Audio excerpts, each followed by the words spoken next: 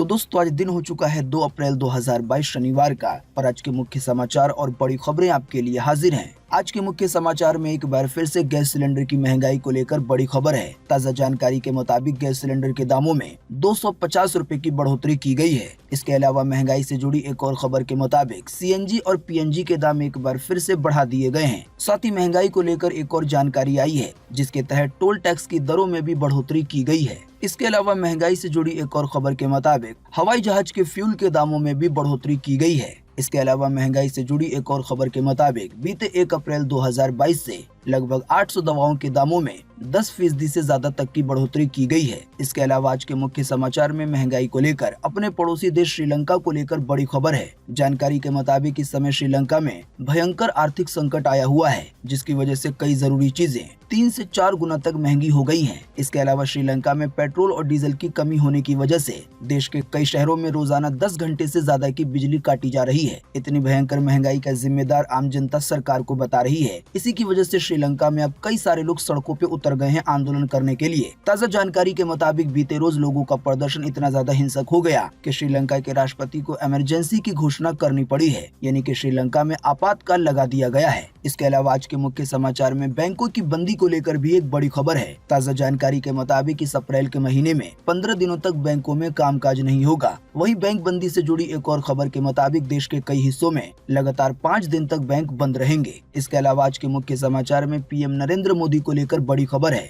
ताज़ा जानकारी के मुताबिक एक ईमेल से पता चला है कि पीएम मोदी समेत देश के कई लोगों को जान का खतरा है। दोस्तों अभी हम आपको इन सभी खबरों के बारे में बताएंगे विस्तार से। इन सभी खबरों के अलावा भी आज के मुख्य समाचार में कई और बड़ी खबरें हैं जो कि सीधे आपके काम की हो सकती हैं। इसी की वजह से वीडियो को थोड़ा सा भी ना भगाएं और देखें ध्यान से आखिर तक ताकि कोई भी जानकारी मिस ना हो। वीडियो में बढ़े आगे इससे पहले बस आपसे एक छोटी सी रिक्वेस्ट है कि वीडियो को लाइक कर दें और शेयर कर दें, क्योंकि आपका लाइक और शेयर करना ही होता है हमारी मेहनत का फल। तो आइए बिना देर किए चलते हैं सीधे आज की पहली बड़ी खबर की तरफ।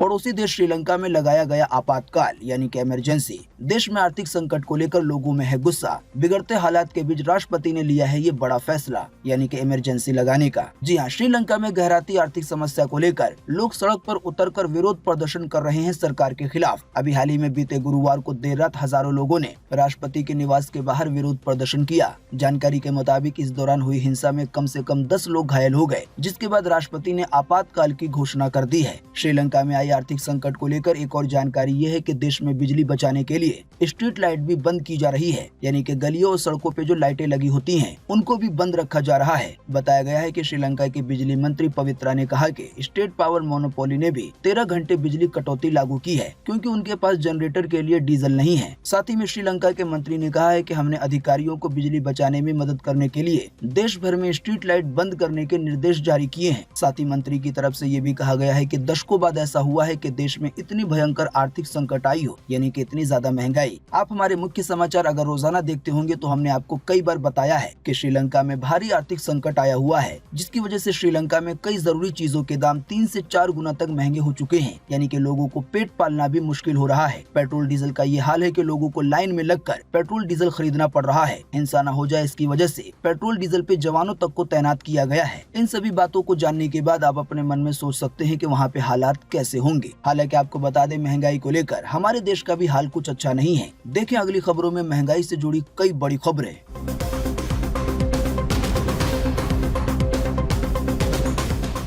कमर्शियल गैस सिलेंडर हुआ 250 रुपए महंगा। गैस सिलेंडर के अलावा भी कई चीजों के दामों में हुई है भयंकर बढ़ोतरी। जी हाँ, महीने के पहले दिन यानी कि बीते 1 अप्रैल 2022 को 19 किलो वाले कमर्शियल गैस सिलेंडर की कीमत में 250 रुपए की बढ़ोतरी की गई। बढ़ोतरी के बाद अब राजधानी दिल्ली में कमर्शियल गैस सिलेंडर 2253 रुपए का हो गया है। वहीं चेन्नई में इसका दाम 2406 रुपए हो गया है। कोलकाता में 2351 रुपए और मुंबई में 2205 रुपए हो गया है। वैसे आप नहीं जानते हैं तो आपको बता दें कि बीते 7 महीनों में कमर्शियल गैस सिलेंडर के दामों में यानी कि 19 किलो वाले सिलेंडर में 8 बार बढ़ोतरी हो चुकी है। आसान सी भाषा में समझाने के लिए कहें तो अभी हाल ही में 1 अक्टूबर 2021 को राजधानी दिल्ली में कमर्शियल गैस सिलेंडर के दाम 1736 रूपए 50 पैसे थे, जो आज की डेट यानी कि 2 अप्रैल को 2253 रूपए का है। यानी कि केवल 7 महीनों में लगभग 500 रूपए की बढ़ोतरी हुई है। साथ ही कमर्शियल गैस सिलेंडर से जुड़ी आपको एक महत्वपूर्ण जानकारी बता दें कि घूम फिर के इसका भी असर आम जनता पे पड़ता ही है। आप नहीं जानते हैं तो आपको बता दें कि कमर्शियल गैस सिलेंडरों को होटल वगैरह, रेस्टोरेंट वगैरह में इस्तेमाल किया जाता है। अब जब होटल वालों को या रेस्टोरेंट वालों को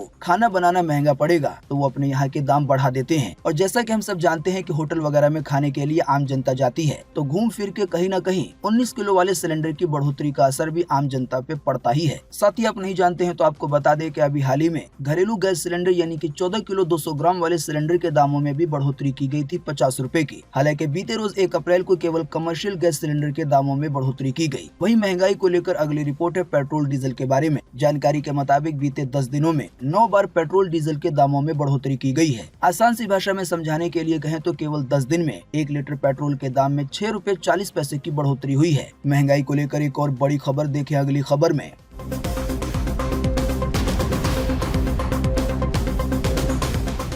दिल्ली एनसीआर में पीएनजी हुई 5 रूपए महंगी, वहीं सीएनजी के दामों में एक बार फिर से किया गया है इजाफा। जी हां, पेट्रोल, डीजल और गैस सिलेंडर के साथ सीएनजी के दामों में भी बढ़ोतरी हो रही है। ताजा जानकारी के मुताबिक दिल्ली में सीएनजी के दाम में एक बार फिर से इजाफा किया गया है। अभी हाल ही में बीते शुक्रवार को सीएनजी के दाम में 80 पैसे की बढ़ोतरी की गई है। इस बढ़ोतरी के बाद अब राजधानी दिल्ली में 1 किलो सीएनजी के लिए 60 रूपए 81 पैसे देने होंगे, जो कि गुरुवार तक 60 रूपए 1 पैसा था। सीएनजी के बारे में भी आप नहीं जानते हैं तो आपको बता दें कि बीते 4 महीने में 6 बार सीएनजी के दाम बढ़ाए जा चुके हैं और इन 6 बार की बढ़ोतरी के बाद सीएनजी के दाम में भी लगभग 4 रूपए तक की बढ़ोतरी हो चुकी है। सीएनजी के दाम को लेकर फरीदाबाद के लिए एक बड़ी खबर आई है। ताजा जानकारी के मुताबिक फरीदाबाद में सीएनजी के दामों में एक साथ 5 रूपए की बढ़ोतरी की गई है। फरीदाबाद के लोगों को अब 1 किलो सीएनजी लेने के लिए 76 रूपए 99 पैसे देने होंगे। वहीं महंगाई से जुड़ी एक और जानकारी के मुताबिक पेट्रोल डीजल की बढ़ती कीमतों के बीच दिल्ली एनसीआर में पाइप से घरों में पहुंचाने वाली रसोई गैस की कीमतों में भी इजाफा हुआ है, यानी कि पीएनजी के दामों में। आप नहीं जानते हैं तो आपको बता दें कि जिस गैस को पाइपलाइन के जरिए घरों तक पहुंचाया जाता है उसको पीएनजी कहा जाता है। तो जानकारी के मुताबिक इसी घरेलू गैस के दामों में 16% से ज्यादा की बढ़ोतरी हुई है। देश में महंगाई को लेकर एक और बड़ी खबर यह है कि जेट फ्यूल की कीमतों में भी बढ़ोतरी कर दी गई है, यानी कि जो फ्यूल हवाई जहाज में इस्तेमाल होता है उसके दामों में 2% की बढ़ोतरी की गई है। इसी की वजह से ऐसा अनुमान है कि आने वाले दिनों में इसका असर विमान के किराए पर भी पड़ सकता है। इसके अलावा महंगाई को लेकर एक और बड़ी खबर यह है कि टोल टैक्स के दरों में भी वृद्धि की गई है। ताजा जानकारी के मुताबिक टोल टैक्स की दरों में 10 रूपए से लेकर 65 रूपए तक की बढ़ोतरी हुई है। इसके अलावा भी महंगाई को लेकर एक बड़ी खबर है दवाओं के मामले में। ताजा जानकारी के मुताबिक बीते 1 अप्रैल 2022 से 800 ऐसी दवाएं हैं जिनके दामों में 10% तक की बढ़ोतरी की गई है। वैसे दवा की महंगाई के बारे में हम आपको पिछले कई मुख्य समाचारों में भी बता चुके हैं कि दवाओं के दामों में 1 अप्रैल से बढ़ोतरी होगी और फाइनली बढ़ोतरी कर दी गई है। दोस्तों, अगली खबर के बारे में बताने से पहले आपके लिए एक बड़ा सर्वे और एक बड़ा सवाल। अगर आप इसमें हिस्सा लेंगे और इसका जवाब देंगे तो इससे काफी कुछ पता चलेगा। दोस्तों, आपको इसी वीडियो के नीचे कमेंट बॉक्स में कमेंट करके बताना है कि अपने देश भारत में ऐसा कौन सा शहर है जहाँ पे सबसे ज्यादा महंगाई है। फटाफट से आप अपना जवाब इसी वीडियो के नीचे कमेंट बॉक्स में लिख डालिए। आपके दिए हुए जवाब से काफी कुछ पता चलता है।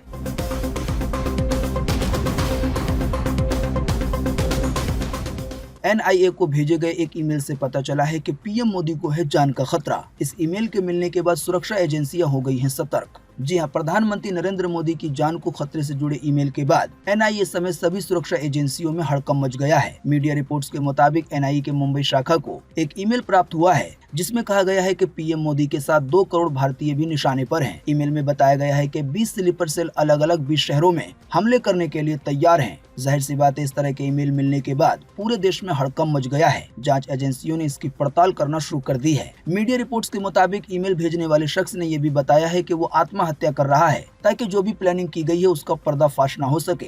रिपोर्ट के अनुसार ईमेल में लिखा था कि मैं कुछ आतंकवादियों से मिला हूं, वो आरडीएक्स में मदद करने जा रहे हैं। मुझे खुशी है कि बहुत आसानी से बम मिल गए। साथ ही ईमेल में बताया गया है कि देश भर में 20 स्लीपर सेल ऐसे हैं जो कि अलग अलग शहरों में फैले हुए हैं। यानी कि ये लोग अपने आतंकी काम को बहुत शांति से अंजाम देने की कोशिश कर रहे हैं। बताया गया है कि इनके पास RDX है। इसी से जुड़ी एक और जानकारी अमर उजाला की तरफ से बताई गई है कि अभी हाल ही में गुरुवार को राजस्थान की पुलिस ने जयपुर से 12 किलो RDX के साथ कई लोगों को हिरासत में लिया। जानकारी के मुताबिक इस मामले में 3 लोगों को पकड़ा गया। पकड़ने के बाद पता चला कि ये 3 सीरियल धमाके करने वाले थे, यानी कि देश में एक के बाद एक 3 धमाके होते।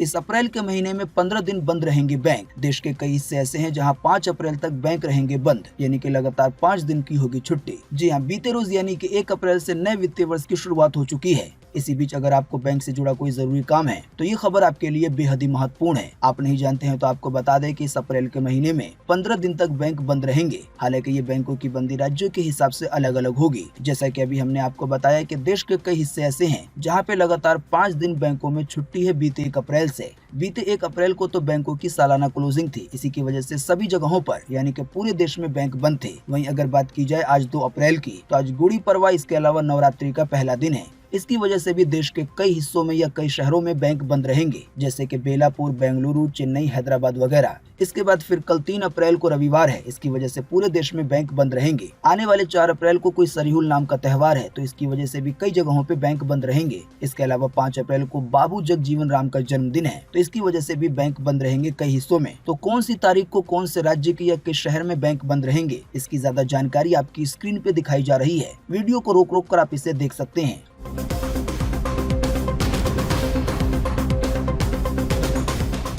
कोलकाता नाइट राइडर्स ने पंजाब को 6 विकेट से हराया। आइए बताएं बीते रोज के IPL मैच का ताजा हाल। जी हां, बीते रोज IPL का 8वां मुकाबला खेला गया। पंजाब किंग्स 11 ने पहले बल्लेबाजी करते हुए 138 रन बनाए। इसके जवाब में कोलकाता नाइट राइडर्स ने केवल 15 ओवर में ही इस लक्ष्य को हासिल कर लिया और 6 विकेट से पंजाब को हरा दिया। IPL देखने के शौकीनों को बता दें कि आज IPL के 2 मैच खेले जाएंगे। पहला मैच होगा मुंबई इंडियंस और राजस्थान रॉयल्स के बीच और इस मैच के शुरू होने का समय है दोपहर 3:30 बजे। वहीं दूसरा मैच होगा गुजरात टाइटंस और दिल्ली कैपिटल के बीच और इस मैच के शुरू होने का समय है शाम के 7:30 बजे। स्पोर्ट्स से जुड़े चैनलों पर आप इसका लाइव प्रसारण देख सकते हैं।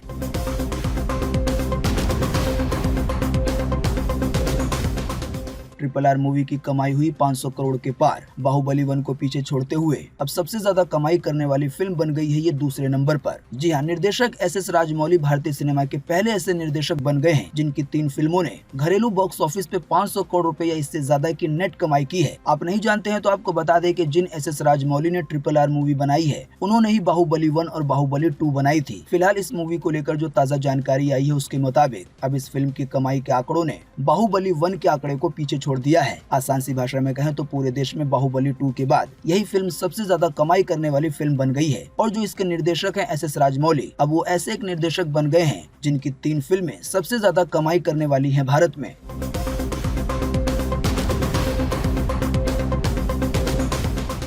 PM मोदी ने बीते रोज 1 अप्रैल को की परीक्षा पे चर्चा। कई छात्रों से बात की और एग्जाम देने का दिया बड़ा हौसला। जी हां, प्रधानमंत्री नरेंद्र मोदी ने बीते रोज 1 अप्रैल को परीक्षा पे चर्चा के दौरान 9वीं से 12वीं कक्षा के छात्रों से बात की। जानकारी के मुताबिक ये कार्यक्रम नई दिल्ली के ताल कटोरा स्टेडियम में आयोजित हुआ।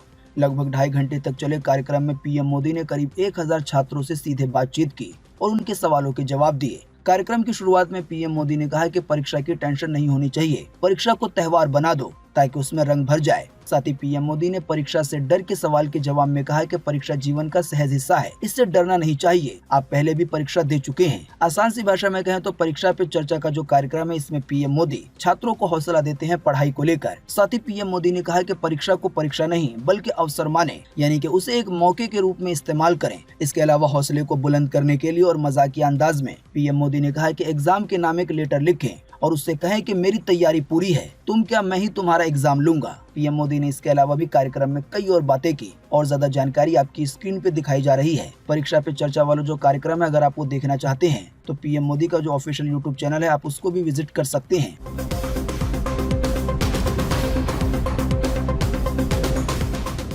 मास्क की अनिवार्यता खत्म करने को विशेषज्ञों ने बताया जल्दबाजी। कहा कोरोना के बारे में लापरवाही की तो ये ठीक नहीं होगा। जी हां, महाराष्ट्र की सरकार ने कोविड-19 प्रतिबंधों को समाप्त करते हुए सार्वजनिक स्थानों पे मास्क पहनने की अनिवार्यता में राहत दी है। आसान सी भाषा में कहें तो महाराष्ट्र में मास्क न पहनने पे जो जुर्माना लगता था उसे हटा दिया गया है। यानी कि अब जिसकी मर्जी होगी वो मास्क पहनेगा और जिसकी मर्जी नहीं है वो मास्क नहीं पहनेगा। हालांकि सलाह के तौर पे कहा गया है कि मास्क पहने। महाराष्ट्र सरकार के इसी फैसले पर विशेषज्ञों की तरफ से ये जानकारी आई है, जिसमें कहा गया है कि मास्क की अनिवार्यता को हटाना ये जल्दबाजी है। कहा गया है कि फिलहाल कोरोना का प्रभाव कम हुआ है, ये खत्म नहीं हुआ है। इसी की वजह से अगर लापरवाही की तो इसके परिणाम बहुत ज्यादा खतरनाक हो सकते हैं। आइए आपको लगे हाथों बता देते हैं कोरोना वायरस का ताजा अपडेट।